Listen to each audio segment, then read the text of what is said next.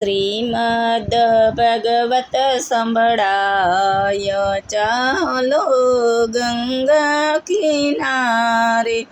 શ્રીમદ ભગવતનો મહિમા છે મોટો, જગમાં જડે નહીં તેનો રે જોટો।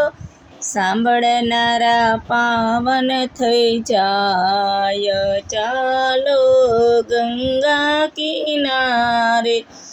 એક દિન સમયે પરીક્ષિત રાજા મૃગલાને રમવા વનમાં ગયા ને।